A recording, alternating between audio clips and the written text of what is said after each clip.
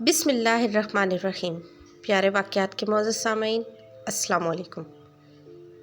ایک بادشاہ نے رات کو ایک عجیب و غریب خواب دیکھا کہ ایک عورت بادشاہ سے کہہ رہی تھی کہ آج آؤں یا کل آؤں۔ بادشاہ ڈر گیا اور اس کی آنکھ کھل گئی۔ دوسرے دن دوبارہ بادشاہ کو وہی خواب آتا ہے۔ بادشاہ نے اپنی بیٹی مہر النساء سے خواب کی تعبیر پوچھی۔ شہزادی مہر النساء خوابوں کی تعبیر کا علم رکھتی تھی۔ شہزادی نے بادشاہ سے کہا کہ اس بار اگر آپ کو خواب میں وہی عورت آ کر پوچھے کہ آج آؤں یا کل آؤں تو آپ اسے کہہ دینا، نہ آج آؤ نہ کل آؤ بلکہ ابھی کے ابھی آ جاؤ۔ بادشاہ نے اپنی بیٹی کی بات پر عمل کیا اور سو گیا۔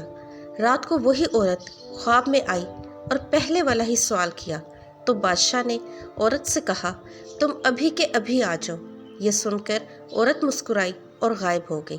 صبح بادشاہ جیسے ہی نیند سے بیدار ہوا تو ایک درباری نے بادشاہ کو اطلاع دی کہ پڑوسی ملک کے بادشاہ نے ہمارے ملک پر حملہ کر دیا ہے۔ بادشاہ نے فوراً اپنی افواج کو حکم دیا کہ جنگ کے لیے تیار ہو جاؤ، مگر دشمن افواج نے اچانک حملہ کر دیا تھا، اس لیے ان کے حملے کا جواب دینا اتنا آسان نہ تھا اور بادشاہ کی فوج کو پسپائی اختیار کرنا پڑی۔ جب بادشاہ کو یقین ہو گیا کہ اب شکست یقینی ہے تو وہ اپنی بیٹی کو ساتھ لے کر جنگل کی طرف بھاگنے لگا۔ بادشاہ کو جنگل میں ہی شام ہو گئی۔ بھاگ بھاگ کر شہزادی کے پاؤں میں چھالے پڑ گئے۔ جنگل کے باہر بادشاہ کو ایک گھر نظر آیا تو بادشاہ گھر کی طرف روانہ ہوا۔ بادشاہ نے جب دروازے پر دستک دی تو باہر ایک آدمی آیا جو بادشاہ کے دربار کی وزارت کر چکا تھا۔ اس نے بادشاہ کو پہچان لیا۔ بادشاہ نے وزیر کو سب بتایا تو وزیر نے کہا کہ آپ جتنے دن چاہیں میرے گھر میں رہ سکتے ہیں، کیونکہ آپ کے میرے اوپر بہت سارے احسانات ہیں اور آپ کی خدمت کر کے مجھے بہت اچھا محسوس ہوگا۔ رات ہوئی تو بادشاہ کو وزیر اور اس کی بیوی کی باتوں کی آواز آئی۔ وزیر اپنی بیوی سے کہہ رہا تھا کہ یہ مصیبت اب پتہ نہیں کتنے دن ہمارے گھر رہے گی۔ اب یہ بادشاہ نہیں بلکہ فقیر بن چکا ہے۔ بادشاہ نے وزیر کی یہ بات سنی تو اسے بہت افسوس ہوا اور صبح ہوتے ہی شہزادی کو ساتھ لے کر وزیر کے گھر سے نکل گیا۔ وزیر نے روکنا چاہا تو بادشاہ نے کہا کہ میں آپ کی مہمان نوازی سے کافی متاثر ہو چکا ہوں، اب میں مزید آپ کو تکلیف نہیں دینا چاہتا۔ بادشاہ آگے بڑھا تو سرحد کے پار ایک چھوٹی سی ریاست میں داخل ہوا۔ اس ریاست کے نواب نے بادشاہ کو دیکھا تو بہت خوش ہوا۔ وہ نواب بادشاہ کا پرانا دوست تھا۔ جب اسے حقیقت کا پتہ چلا تو اسے بہت دکھ ہوا۔ نواب بادشاہ کو اپنے گھر لے آیا اور پہلی ہی رات نواب کی بیوی مر گئی۔ نواب ایک عامل کو اپنے گھر لے آیا تو عامل نے اپنے عمل سے نواب کو بتایا کہ جو مہمان آپ کے گھر ٹھہرے ہیں یہ آپ کے لیے منحوس ہیں۔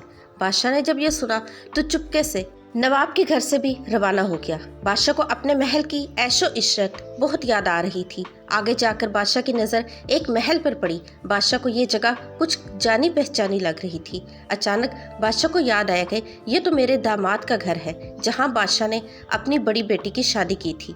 جب بیٹی نے اپنے باپ اور بہن کو اس حالت میں دیکھا تو بہت روئی اور ان کو اندر لے کر گئی۔ تھکا ہارا بادشاہ جب سونے لگا تو اس کی نظر چھت پر لگے ایک سونے کے فانوس پر پڑی۔ جب اس نے غور سے دیکھا تو فانوس کو ایک دیمک نما کیڑا کھا رہا تھا۔ بادشاہ جلدی سے اٹھ کر بیٹھ گیا، کہیں فانوس میرے اوپر ہی نہ آ گرے۔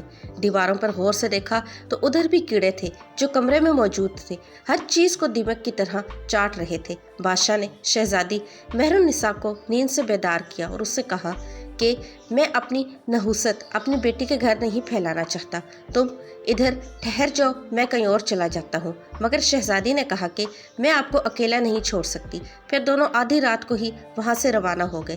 صبح کی اذان کے وقت دونوں باپ بیٹی کو ایک جھونپڑی نظر آئی جس کے اندر سے دھواں نکل رہا تھا۔ بادشاہ جھونپڑی کے اندر داخل ہوا، ایک درویش بیٹھا ہوا تھا۔ بادشاہ نے درویش کو سلام کیا تو درویش نے کہا، تم نے خواب میں عورت کو آج ہی بلا لیا، اچھا کیا، اگر کل بلاتے تو مشکل میں پھنس جاتے۔ بادشاہ درویش کی بات سن کر حیران ہوا۔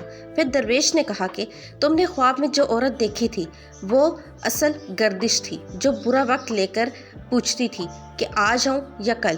शहजादी मेहरुनिसा जानती थी कि बुढ़ापे में अगर आपको कोई आजमाइश आती है तो आप बर्दाश्त नहीं कर पाते, इसलिए आपकी बेटी ने आपको मशवरा दिया कि इसे अभी आने को कहो।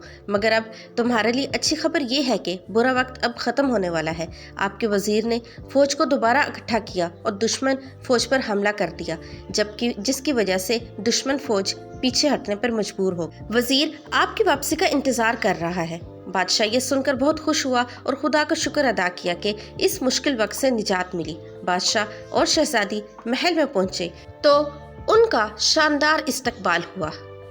किसी भी मुश्किल घड़ी में अगर सब्र से काम लिया जाए तो अच्छा वक्त ज़रूर आता है। मुश्किल वक्त खुदा की तरफ से आजमाइश होती है और मुश्किल के बाद आसानी भी होती है।